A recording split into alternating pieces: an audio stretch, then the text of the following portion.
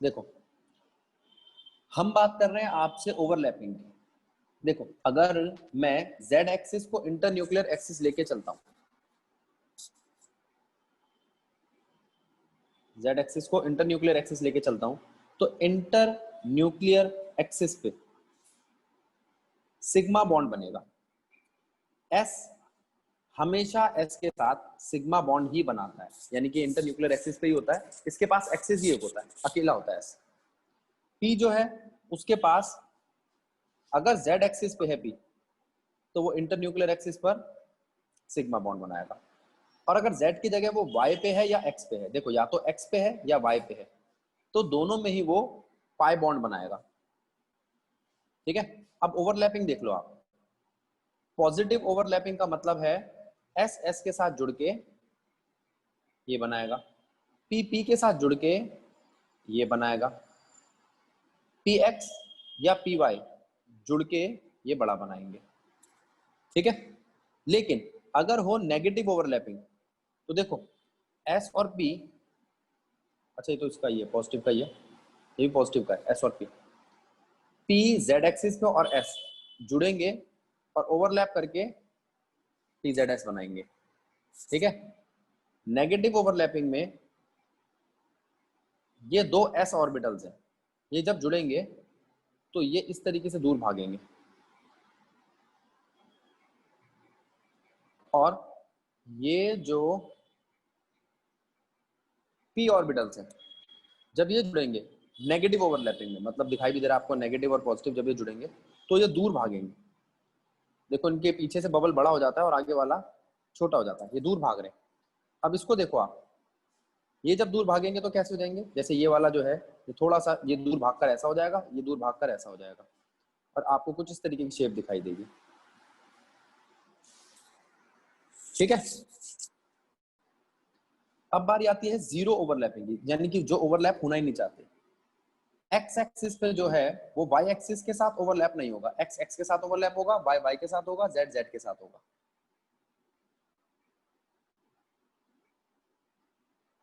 ये internuclear axis पर ही नहीं है, इसलिए ओवरलैप नहीं करेंगे। ठीक है, इसको समझो, ये अगर जेड पे होता तो ये एक्स के साथ कंबाइंड हो सकता है, एक्स और वाई वाले कंबाइंड नहीं हो सकते, ये या तो एक्स का है या वाई का है। दोबारा सुनेंगे, एस ऑर्बिटल कंबाइंड होके पॉजिटिव ओवरलैपिंग कर सकते हैं, एस ऑर्बिटल कंबाइंड होके नेगेटिव ओवरलैपिंग भी कर सकते हैं, पी ऑर्बिटल के साथ कंबाइंड होके पॉजिटिव ओवरलैपिंग कर सकते हैं, पी ऑर्बिटल के साथ कंबाइंड होके नेगेटिव ओवरलैपिंग भी कर सकते हैं। पी ऑर्बिटल एक्स और वाई एक्सिस पे हो, ये तो जेड था, पी जेड का मतलब इंटर न्यूक्लियर एक्सिस जो सिग्मा बॉन्ड बनाएंगे, पी एक्स और पी वाई का मतलब इंटर न्यूक्लियर एक्सिस नहीं है, यानी कि वो पाई बॉन्ड बनाएंगे। ठीक है, ये वाला भी पाई बॉन्ड बना रहा है और ये वाला भी पाई बॉन्ड बना रहा है, समझो आप। ठीक है,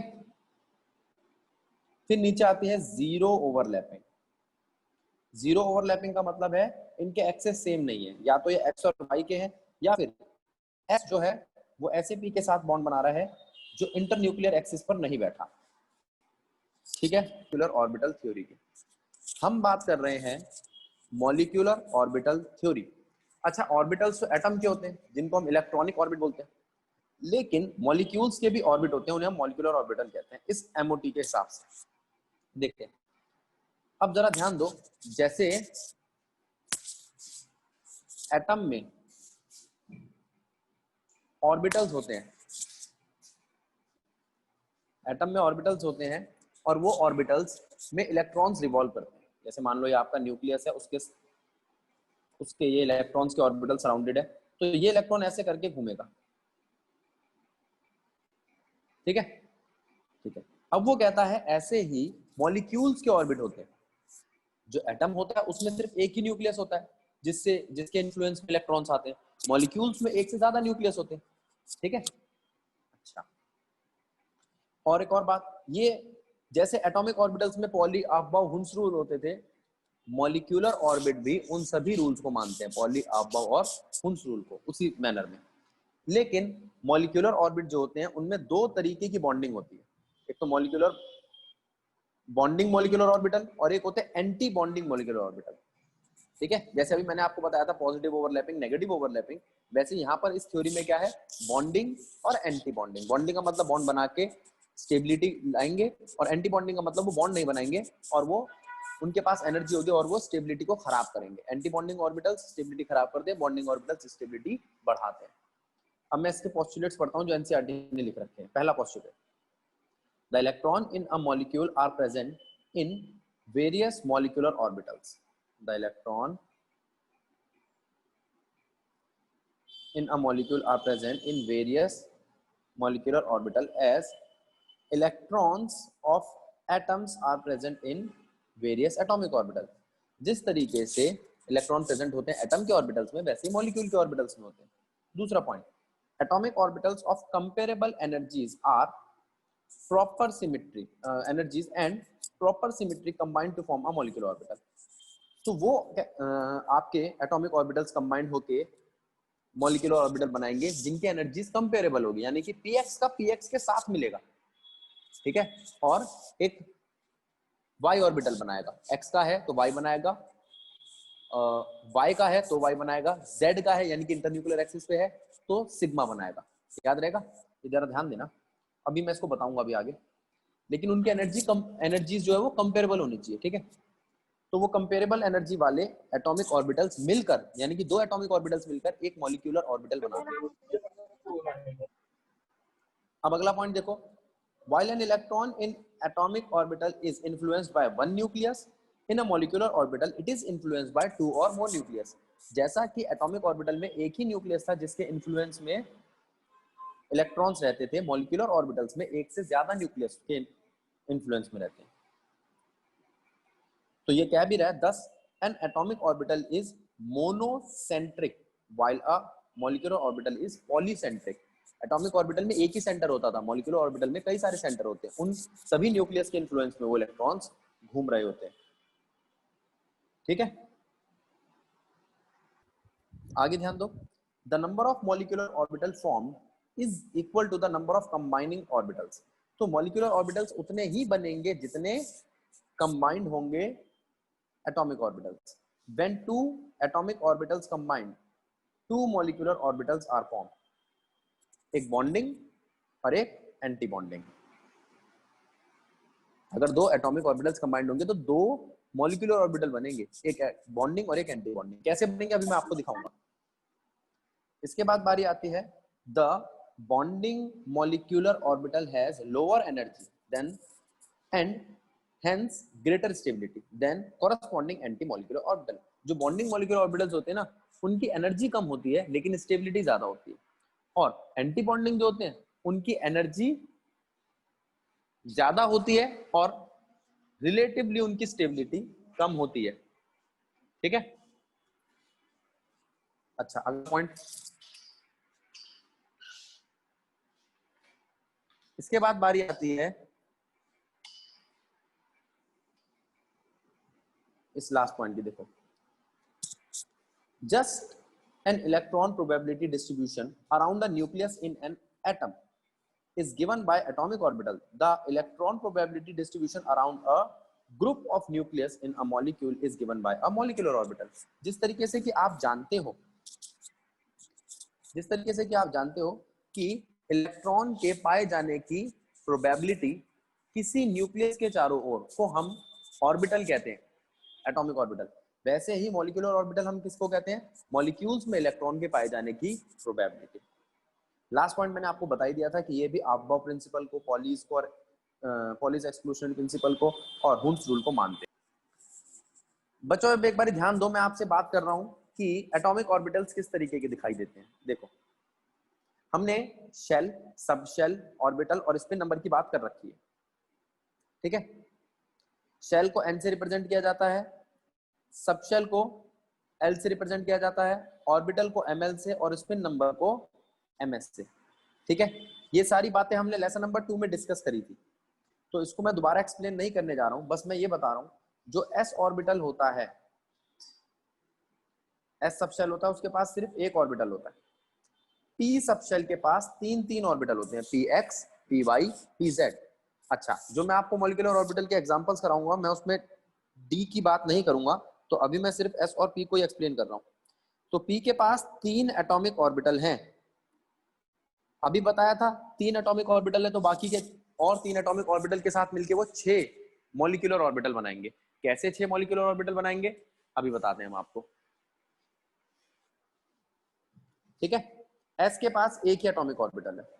अब जरा ध्यान दो, मैं आपको बताता हूं ये किस तरीके से कंबाइन करेंगे। मैंने 10 इलेक्ट्रॉन्स की इलेक्ट्रॉनिक कॉन्फ़िगरेशन लिखी है, 1s2 2s2 2p6। अगर मैं मॉलिक्यूलर इलेक्ट्रॉनिक कॉन्फ़िगरेशन लिखूं इनकी, तो मॉलिक्यूल्स में 1s के 2 पार्ट हो जाएंगे, sigma 1s2 sigma star 1s2। 2s के 2 पार्ट हो जाएंगे, sigma 2s2 sigma star 2s2। और p के भी pz px py के 6 पार्ट हो जाएंगे।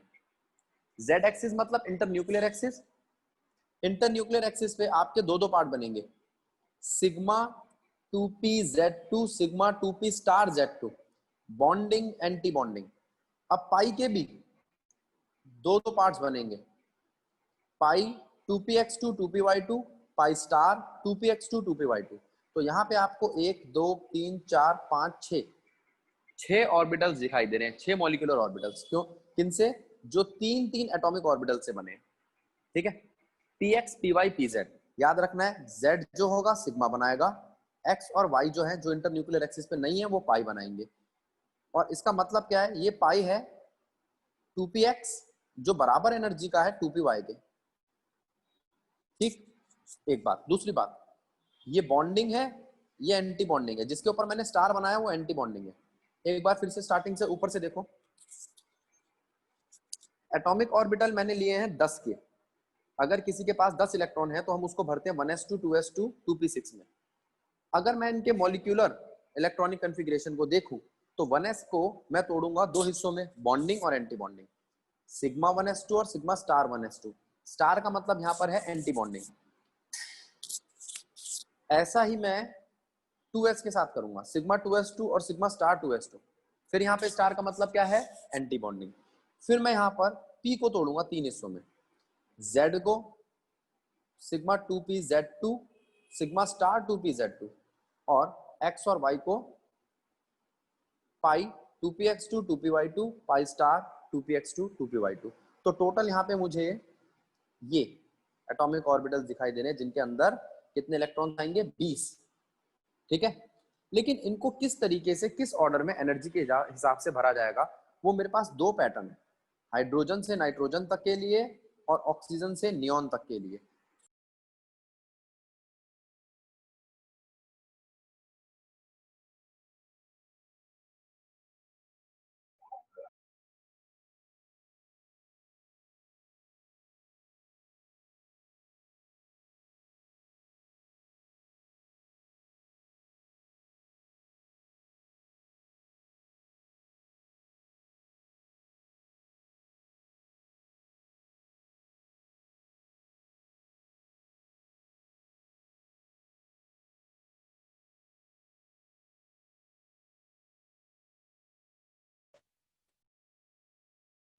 सर आपका माइक म्यूट है। बेटा हम बात कर रहे हैं हाइड्रोजन से नाइट्रोजन तक कौन सी इलेक्ट्रॉनिक कॉन्फ़िगरेशन का, मॉलिक्यूलर इलेक्ट्रॉनिक कॉन्फ़िगरेशन का हम यूज करेंगे। देखो, sigma 1s2 sigma star 1s2, sigma 2s2 sigma star 2s2, bonding anti bonding, bonding anti bonding, यहां तक तो कोई दिक्कत नहीं है। पहले बॉन्डिंग फिर एंटी बॉन्डिंग, फिर बॉन्डिंग फिर एंटी बॉन्डिंग, कोई दिक्कत नहीं है। जब मैं बात करता हूं पी की, तो पी में ना 3 एक्सिस आते हैं, एक्स वाई जेड। तो पहले आता है पाई, फिर आता है सिग्मा, फिर आता है पाई, फिर आता है सिग्मा, कोई दिक्कत नहीं है। पाई में कौन आते हैं, एक्स वाई जेड। आप ये भी कह सकते हो कि भैया हमने याद करने के लिए ऐसे याद कर लिया, पहले एक्स वाई जेड फिर स्टार का एक्स वाई जेड, आसान है। तो पाई 2px2 2py2 सिग्मा 2pz2 और फिर उसके बाद pi star 2px2 2py2 pi star 2pz2। ऐसे करके मैंने इलेक्ट्रॉन्स भरे हाइड्रोजन से नाइट्रोजन तक के लिए। अब अगला केस देखो, ऑक्सीजन से नियॉन तक के लिए। ये जो तुम्हारा यहां पर आता था ना सिग्मा 2pz2, वो यहां ना आके पहले भर दिया जाता है। 3 एलिमेंट्स के लिए, ऑक्सीजन से नियॉन तक के लिए, याद रहेगा। अब हम बात करते हैं कुछ इलेक्ट्रॉनिक कॉन्फ़िगरेशंस को भर के दिखाने की, जरा ध्यान दो।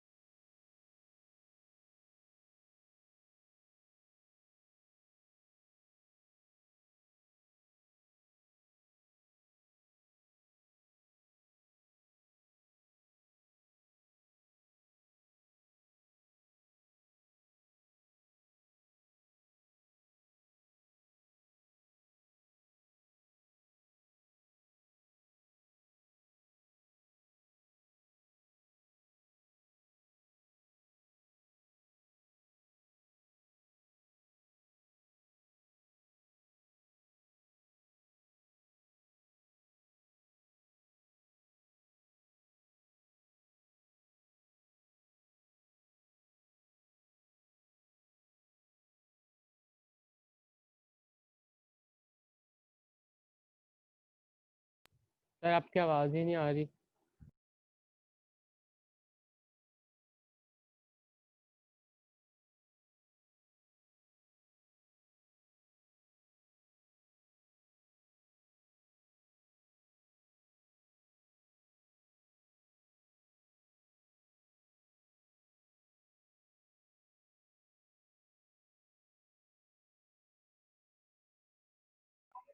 नेटवर्क इशू है शायद। अगर नेटवर्क इशू होता है तो सर लेफ्ट कर जाते हैं, मतलब बोला। स्क्रीन देखो ना 7:33 हो रहा है लिखा हुआ है और अभी 7:36 हो रहे हैं।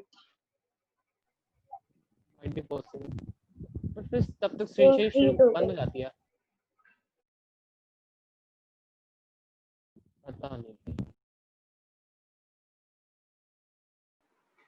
ध्यान दो, अगर मैं हीलियम की बात करूं तो उसके पास 4 इलेक्ट्रॉन्स हैं, हीलियम के पास 4 इलेक्ट्रॉन है, तो 4 इलेक्ट्रॉन कैसे भरेगा वो, sigma 1s2 sigma star 2s2।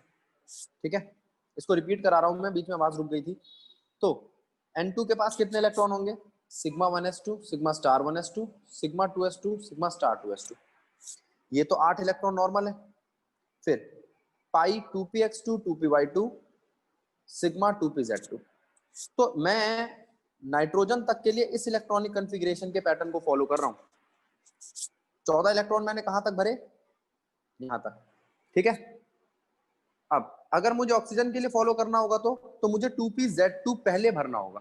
देखो, sigma 1s2 sigma star 1s2 sigma 2s2 sigma star 2s2 यानी कि 8 इलेक्ट्रॉन, सिग्मा 2pz2 10, पाई 2px2 2py2 14, और 16 में पाई एक्स में एक एक इलेक्ट्रॉन जाएगा, एक एक। ठीक है, इसके बाद बारी आती है N2 माइनस की। N2 माइनस में जो अभी मैंने sigma 1s2 sigma star 1s2 sigma 2s2 sigma star 2s2 8 electron भरे थे, फिर पाई 2px 2py 2pz भरे थे, वो तो आपके हो गए थे 14 इलेक्ट्रॉन। लेकिन N2 माइनस का मतलब है एक एक्स्ट्रा इलेक्ट्रॉन, यानी कि 15 इलेक्ट्रॉन। वो 15वां इलेक्ट्रॉन किस में जाएगा, पाई स्टार 2px1 में, याद रहेगा। N2 2 माइनस में कैसे इलेक्ट्रॉन भरे जाएंगे, अब 2 इलेक्ट्रॉन भरे जाएंगे, पाई स्टार 2px1 और पाई स्टार 2py1। ये 16 इलेक्ट्रॉन भरे हैं मैंने। ठीक है, काम खत्म। अच्छा, अब इसके बाद बारी आती है बॉन्ड ऑर्डर की।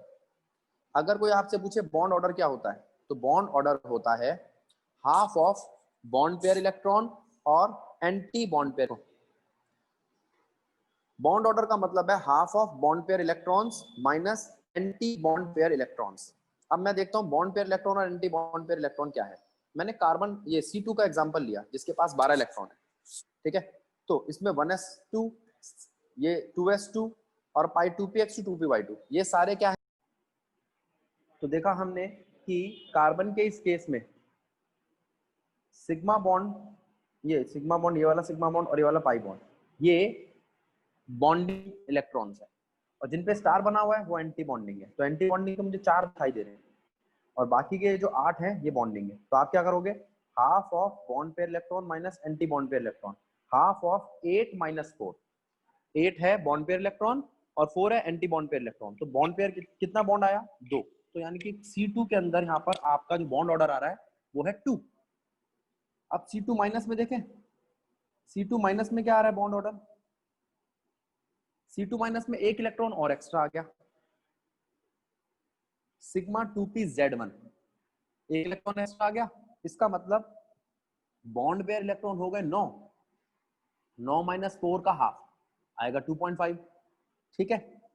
अगर मैं C2 प्लस ले लूं तो C2 प्लस में कितना आ रहा है, इसमें 1 इलेक्ट्रॉन कम हो गया हमारा बॉन्डिंग का, तो ये आएगा हाफ 7 माइनस 4 यानी कि 1.5, 3/2। अब आपको ये देखना है बॉन्ड ऑर्डर किसका कितना है। बॉन्ड ऑर्डर सबसे ज्यादा था C2 माइनस का, उसके बाद उससे कम था C2 का और सबसे कम निकला C2 प्लस का। तो आप कहोगे कि भैया बॉन्ड ऑर्डर सबसे ज्यादा था C2 माइनस का, तो उसकी बॉन्ड स्टेबिलिटी सबसे ज्यादा होगी, बॉन्ड एनर्जी उसकी सबसे ज्यादा होगी, बॉन्ड लेंथ उसकी सबसे कम होगी और बॉन्ड एंगल उसका सबसे ज्यादा होगा। ये चारों चीजें तो एक जैसी है, bond order, bond stability, bond energy और बॉन्ड एंगल। लेकिन इनसे इनवर्स है बॉन्ड लेंथ।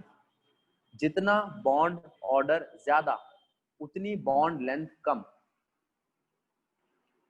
जितना बॉन्ड ऑर्डर ज्यादा उतनी बॉन्ड स्टेबिलिटी ज्यादा, जितना बॉन्ड ऑर्डर ज्यादा उतनी बॉन्ड एनर्जी ज्यादा, जितना बॉन्ड ऑर्डर ज्यादा उतना बॉन्ड एंगल ज्यादा, जितना बॉन्ड ऑर्डर ज्यादा उतनी बॉन्ड लेंथ कम। बस ये ध्यान रखना। तो इन तीनों में सबसे कम बॉन्ड लेंथ किसकी है, इसकी। इन तीनों में सबसे ज्यादा बॉन्ड एनर्जी किसकी है, इसकी, ठीक है। अगर इन तीनों को बॉन्ड एंथैल्पी के हिसाब से या बॉन्ड स्टेबिलिटी के हिसाब से अरेंज करना हो तो सबसे पहले आएगा Cu2 प्लस, उससे ज्यादा Cu2 और सबसे ज्यादा Cu2 माइनस। ऐसे आपको कोई भी केस आ सकता है, ठीक है। देखो ये लिखा मैंने, factors which depend on bond order. पहला bond stability, directly to bond order, number of bonds, number of bonds bond order के इक्वली होते हैं। मान लो किसी का बॉन्ड ऑर्डर 2.5 आया है या 2.5 आया है, तो इसका मतलब उसमें 2.5 नंबर ऑफ बॉन्ड्स ही है। Bond strength, directly to bond order, bond enthalpy या bond energy, directly to bond order, bond length, inversely to bond order, bond angle भी डायरेक्टली, ठीक। चलो अब इसके बाद बारी आती है मैग्नेटिक प्रॉपर्टी की। पैरामैग्नेटिक का मतलब होता है थोड़ा सा अट्रैक्टिव टुवर्ड्स मैग्नेट और इनमें अनपेयर्ड इलेक्ट्रॉन होने चाहिए। डायमैग्नेटिक का मतलब होता है थोड़ा सा रिपल्सिव और इनमें ऑल पेयर्ड इलेक्ट्रॉन होना चाहिए। फेरोमैग्नेटिक का मतलब होता है ज्यादा अट्रैक्टिव टुवर्ड्स द मैग्नेट। हम यहाँ पर पैरा और डाया को ही कैटेगराइज कर रहे हैं, जरा ध्यान दो।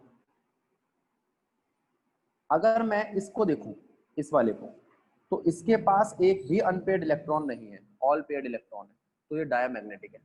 अगर ऑल पेयर्ड इलेक्ट्रॉन हो तो डायमैग्नेटिक। इसको देखना जरा दूसरे वाले केस को, एक अनपेयर्ड इलेक्ट्रॉन दिखाई दे रहा है 2pz1 यानी कि ये पैरामैग्नेटिक है। तीसरे वाले केस को देखते हैं, इसके पास भी एक अनपेयर्ड इलेक्ट्रॉन है, इसके पास भी एक अनपेयर्ड इलेक्ट्रॉन है, तो इसका मतलब ये भी पैरामैग्नेटिक है, ठीक है। पीछे हमने केस किया था ऑक्सीजन का, ये देखो क्वेश्चन आता है O2 पैरामैग्नेटिक है, क्यों? O2 पैरामैग्नेटिक क्यों है? O2 पैरामैग्नेटिक इसलिए है क्योंकि उसके पास दो अनपेयर्ड इलेक्ट्रॉन है। 2 अनपेयर्ड इलेक्ट्रॉन होने की वजह से ये पैरामैग्नेटिक बिहेवियर दिखाता है। अगर अनपेयर्ड इलेक्ट्रॉन होंगे तो पैरामैग्नेटिक, ऑल पेयर्ड इलेक्ट्रॉन होंगे तो डायमैग्नेटिक। अब इसका एक लास्ट टॉपिक रह गया, उसे हम कहते हैं एनर्जी लेवल डायग्राम। देखो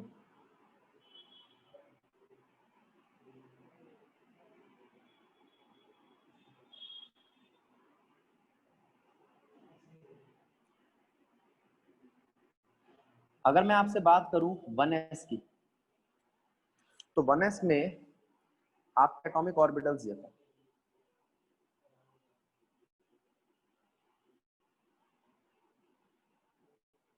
ये एटॉमिक ऑर्बिटल्स हैं जिसके अंदर ये 4 इलेक्ट्रॉन भरे हैं, यानी कि ये भी 1s2 है और ये भी 1s2 है। जब ये कंबाइन करेंगे ना,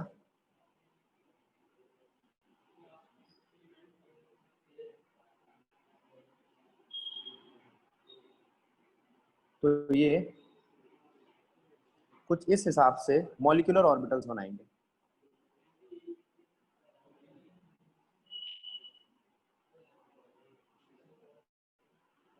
इन मॉलिक्यूलर ऑर्बिटल्स के अंदर इलेक्ट्रॉन्स भरेंगे ऐसे। अब जरा ध्यान दो, 1s2 मिलकर बनाएंगे sigma 1s2 sigma star 1s2, यानी कि जो बॉन्डिंग है वो एवरेज एनर्जी से ऊपर है। मैंने डॉटेड लाइन का मतलब बता दिया आपको। एवरेज एनर्जी से ज्यादा वाला है एंटी बॉन्डिंग, एवरेज एनर्जी से कम वाला है बॉन्डिंग। ठीक है, अब इसी को दोबारा देखते हैं।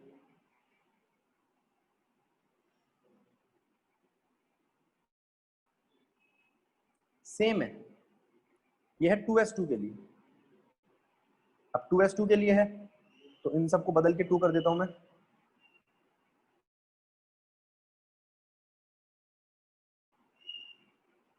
बाकी सब सेम है,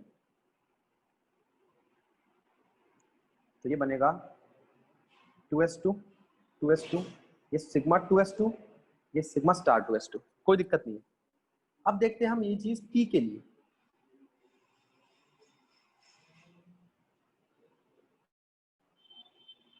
पी को किस तरीके से दिखाएंगे?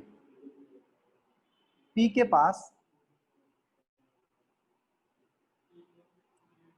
3 ऑर्बिटल्स होते हैं जिनमें 6 इलेक्ट्रॉन्स रहते हैं।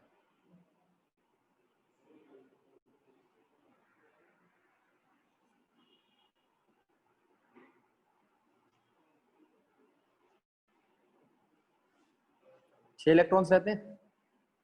अब फिर इसमें वही होगा बॉन्डिंग और एंटी बॉन्डिंग।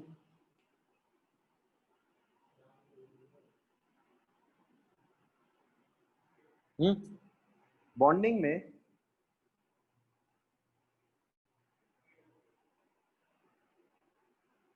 पहले आएगा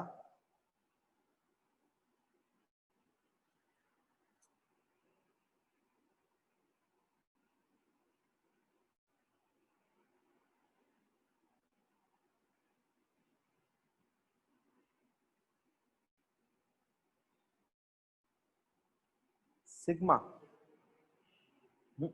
पाई 2px2 2py2, और ये सिग्मा 2pz2। ये कैसे पता चला? जो अभी मैंने इलेक्ट्रॉनिक कॉन्फ़िगरेशन सिखाई है आपको, यही दोनों ऊपर जाके कॉपी होंगे।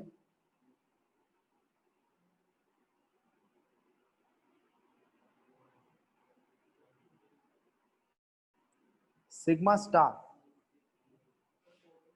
2pz2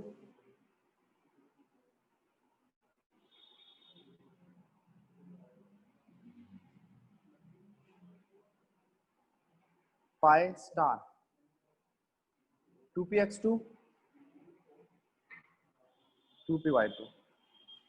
ठीक है, अच्छा इसी चीज को मैं कॉपी करूंगा, मतलब सारे ऑर्बिटल्स वगैरह सब कुछ सेम रखूंगा, लेकिन एक की पोजीशन चेंज कर दूंगा आखिरी के 3 एलिमेंट्स के लिए, यानी कि ऑक्सीजन के लिए,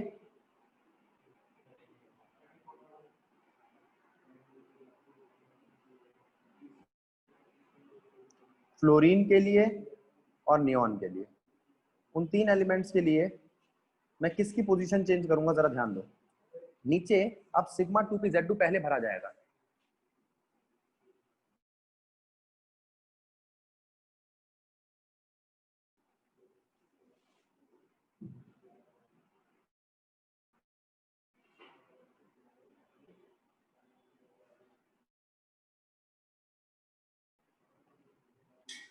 देखो यहाँ पर आप क्या आएंगे,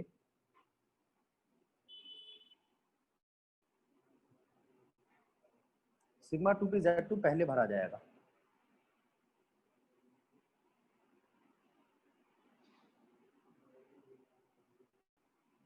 और ये है सिग्मा 2px2 2py2। ठीक है, ये है ऑक्सीजन से नियोन तक के लिए, और ये है हाइड्रोजन से नाइट्रोजन तक के लिए। अब मैं केस लेके चलता हूं, जरा ध्यान दो। यहां मैं इलेक्ट्रॉनिक कॉन्फ़िगरेशन कार्बन की लेके आपको एनर्जी लेवल डायग्राम समझाऊंगा। मैं बात कर रहा हूं C2 माइनस की, जिसका Z है 12। अगर Z 12 है तो एक आया आपका C1 इधर और एक आया C माइनस इधर। ठीक है, C के पास कितने कार्बन होते हैं? 1s2 2s2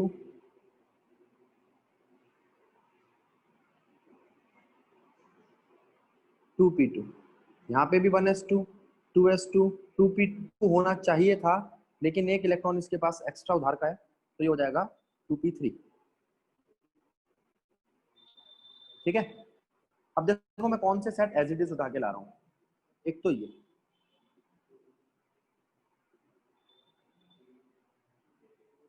यानी कि 1s।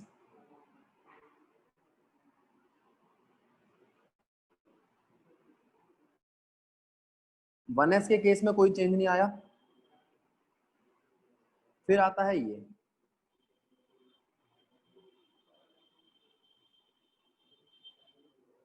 To S.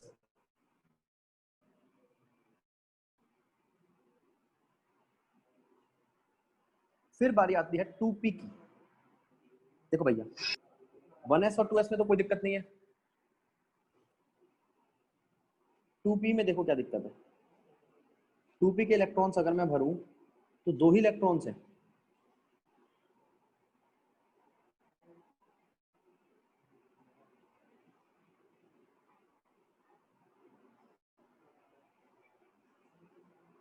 दो इसके पास है, 2 इसके पास है, और 4 इलेक्ट्रॉन्स ये भरे कहां जाएंगे?